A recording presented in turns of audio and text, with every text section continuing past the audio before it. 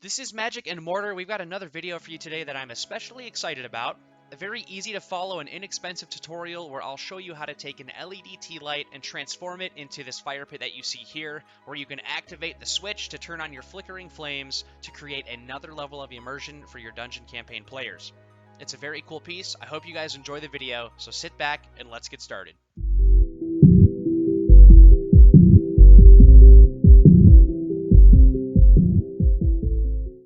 For the very first step here, you will need your tea light, a pair of pliers, and some scissors. Basically right now, we just want to get the innards of the tea light here out. We don't care about keeping the plastic, so with a pair of pliers, go ahead and grab the bottom of the plastic tea light there and start working that plastic out.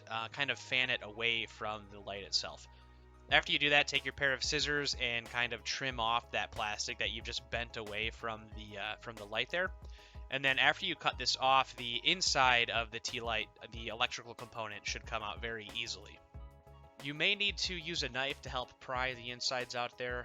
This one came out really easily. A lot of the time you can get away with just using your fingernail to kind of pull it out. Basically, the insides there is just the housing for the battery, the switch for the light, and the light itself.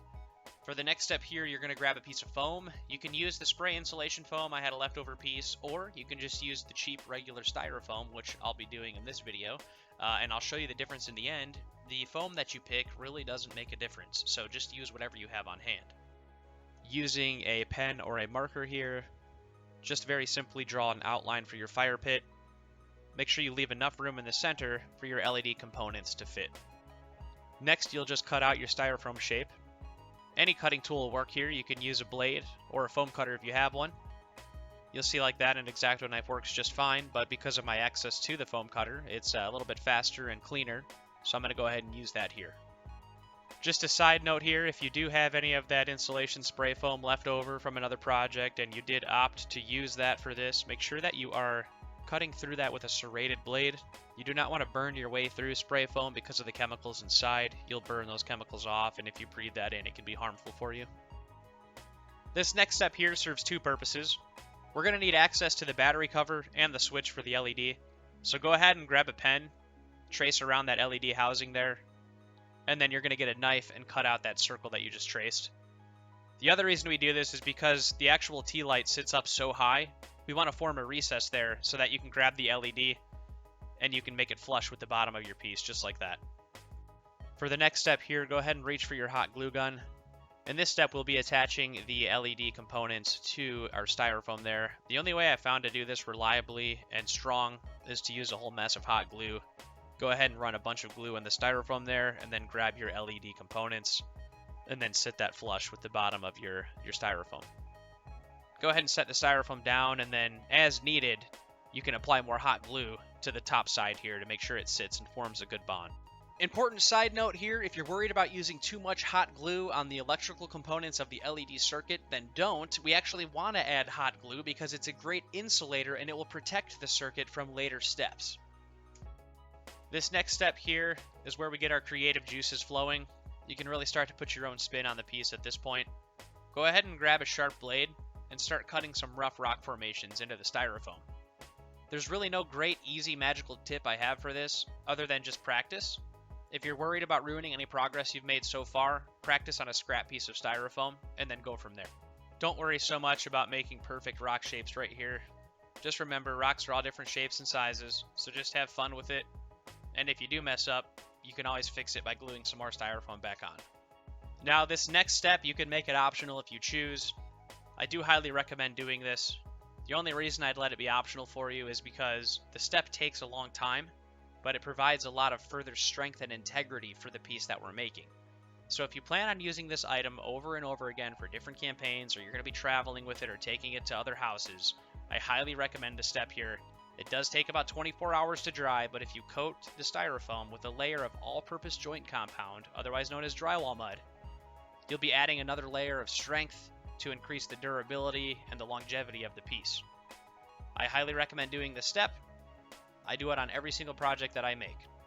You will remember that earlier we were using a hot glue gun to attach our LED components to the styrofoam, and I had mentioned that using a liberal amount of hot glue was a good thing to protect the circuit from any other conductors. So when you're applying the all-purpose joint compound, or in later steps we're painting the LED bits, they should be protected from the hot glue barrier that we provided. When I'm painting the bottom of my piece here, I do like to keep the battery cover and the on and off switch accessible. I don't cover that up with any of the drywall compound. Now that our all-purpose joint compound has dried, we'll be adding a 50-50 mixture of Mod Podge and a black acrylic paint to our fire pit. This layer of Mod Podge and paint is going to add more durability to the piece and is also going to provide a nice base coat for when we start painting. A very important side note here, if you skipped the all-purpose joint compound step, please be sure to add this layer of Mod Podge. The reason being, in this particular project, I'm going to be adding a layer of varnish at the end that comes out of an aerosol spray can. The propellants used in spray cans are very well known to eat away at styrofoam, so as a crafter, you need to be careful if you're using any kind of spray cans to make sure you have a layer of sealer over your styrofoam. This next step is another optional step. It does go well above and beyond what we're doing here with the project, but I enjoy going above and beyond because I like my projects to stand out. Go ahead and grab some simple wooden craft sticks here, cut them down to size, and put them in a glass dish that you don't mind getting dirty. We're going to go ahead and take all these sticks that we've gathered, and I'm actually going to char them with a lighter because we're making the wood for our fire pits. I have tried using the craft sticks and real twigs from outside when doing this step. I have found that the craft sticks are superior. They give you a much better finished product in the end, and they're easier to work with because they're more uniform. For the next step here, we'll start painting our rocks. We're going to finish painting the rock base before we add the flames and paint the flames last. It's much easier to do it in that order. For the video here, we're just going to be doing a simple grayscale for the rocks. So on your palette, go ahead and start with just a dab of black and a dab of white. Blend that together till you get a nice dark gray color that you're happy with. As always, I'm just using simple acrylics. I think acrylic paints are fine for model crafting. They're cheap, they're easy to use, they dry very quickly. Go ahead and pick up your model here with your gray paint. Nice horizontal brush strokes. We want to go across the model. We want to be careful not to fill in any of those dark recesses. We've got that nice black base coat that'll serve as very good shadows for contrast. Using the same brush, go back to your palette, add a little bit more white to the gray there. Gradually work your way up to a lighter color. Each time we're dabbing it off on our towel there. And then we're doing, again, simple light horizontal strokes to the model. Each time the idea here is that we're using a brighter color and a lighter hand to pick up on just the highlights. Every layer, the recesses should be darker and darker because we're going lighter and lighter with our highlights. Now sometimes when I'm crafting, the black and white can get a little bit drab for me. So for this one, I decided to get a little bit of brown on my palette there. The brown was going to serve as dirt or mud on the fire pit here, so you can imagine wherever you're at in your campaign, in your jungle or your forest, and maybe it was muddy out, and so you need to add a little bit of mud to the fire pit there. Go ahead and just add a little bit of brown here and there wherever you'd like. The brown I did muddied a little bit too much of my highlights, so I'm very gently going to add just a solid white highlight to some of the edges of the rocks to bring back some of that contrast. Now for a little bit more color, because I was having a lot of fun with this one, getting carried away a little bit, but that's okay. I wanted it to look like the flames with that LED in the center were kind of casting light out onto the rocks, and so I'm going to take a little bit of red there and just very gently dab around on the inside of my fire pit. So that way after we build the flames, it'll look like the flames were casting their light out onto the rocks. Next, we will be assembling the fire, starting with the logs here.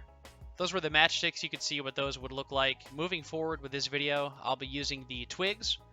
Go ahead and just gently set the twigs into your fire pit. Make sure that the length of the twigs will all make sense. Once you have a very simple layout in your head kind of planned out, dump the twigs back out, and then we're going to grab our hot glue gun and we will start placing them in place more specifically until we're happy with the way things look. You will use a lot of hot glue on this project, and a lot of your fire log placement here will not matter in the end. You will see once we start building the flames that the flames kind of take over the logs and they steal the whole show, which isn't necessarily a bad thing. Just don't stress too much on this whole part right here because it might not make a big difference in the end. For the next step, we'll be building the flames of our fire here. We're doing this all out of hot glue. This part is a little bit trickier, but I do have a tip to help you with this. So go ahead and start off by just doing vertical strokes. Go up and down on the sides of the fire there, leaving beads of hot glue behind. The tip that I have for you when you're doing this, go ahead and turn the fire pit upside down, bead the hot glue on, nice and thick there, and then use gravity to your advantage, and gravity will help you form the peak of your fire pit. This will be much easier than trying to do it yourself. Go ahead and turn the model sideways and continually rotate it, letting gravity pull it into position until the glue starts to harden and stiffen up, and then you'll be ready for the next step. Once the glue has stiffened in place, go ahead and turn the model back over for one final step here. Using just the nozzle of your hot glue gun, not adding any more glue, but just using that hot metal tip to manipulate the glue, we're going to be adding texture to the flames. Using horizontal strokes, we're adding grooves to the side of the glue there so that when we paint it, it will look more like fire. On to the next step here, which is painting our flames that we just created. We're going to go ahead and start with a red and yellow acrylic to make a nice orange blend here, and we're going to go ahead and start painting with that orange. Now, because of the way the paint adheres to the hot glue, actually works in our favor here. The paint's going to go ahead and appear more translucent because it doesn't want to cover all of that hot glue, which is what we want. So go ahead and take that orange paint you just blended, cover all the flames in that orange, and now what we're going to do is called a wet blend. Go ahead and get some more red on your brush, and then start at the base of the flames, brush about halfway up while it's still wet with that red, and we're going to go ahead and blend that into the orange about halfway up. Now with the same brush, while the model is still wet, we're going to go ahead and take some yellow paint, and we're going to go from the top down, blending that wet yellow into the orange in the middle. After a few minutes, that paint will be dry. We're going to go ahead and grab a clean brush, pick up just some yellow, and then we're going to go ahead and do just some yellow highlights very gently on all the flames there. We don't want to ruin that gradient that we just created, but we do want to pick up some highlights to give it more of a fire effect.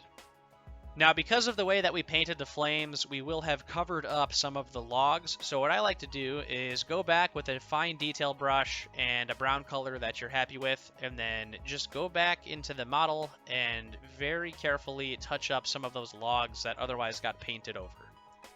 One more very quick and easy optional step you can do that adds a little bit more color and then also adds a little more uniqueness to your model piece is to add a bit of tree moss or lichen with some hot glue. Just put a dab of hot glue on one of the rocks, and then go ahead and simply put into place whatever tree moss you have, and then gently press it down into the hot glue. Now lastly, we'll be adding a layer of varnish to our piece here. That will help increase the strength of the hot glue we just put down and protect it from any elements. It will also increase the longevity of the piece altogether. Normally I would use a Minwax polyurethane spray here, but all I had was the acrylic varnish spray, which still does the job. And there you have it, our final and finished LED fire pit. For just the cost of a Tealight and a couple of dollars, you can make one of these yourselves at home. This gray fire pit here was made using the twigs, and right beside it, the brown one was made using the crafting sticks. You can't even tell which one was styrofoam versus expanding foam, because when you follow the tips properly, they come out looking just as good and just as sturdy. Now, I am planning another giveaway very, very soon, and I want you guys to be able to win the giveaways, but to win them, you have to enter them, and to enter them, you have to know they're happening. To know the giveaways are happening, make sure you're just liked and subscribed. Thank you guys for the continued support. As always, thank you for being here, and we hope to catch you at the next video here on Magic and Mortar.